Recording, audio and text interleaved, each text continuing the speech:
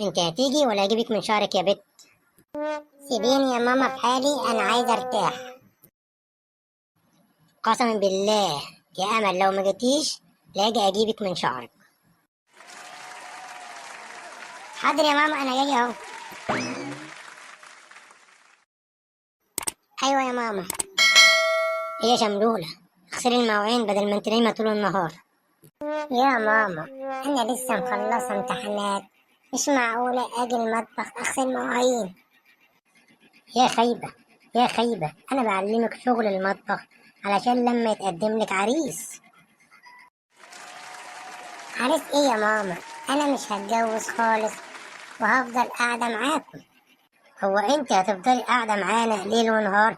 احنا عايزين نجوزك ونخلص منك ونرتاح. انا مش هتجوز وهفضل قاعده معاكم على طول،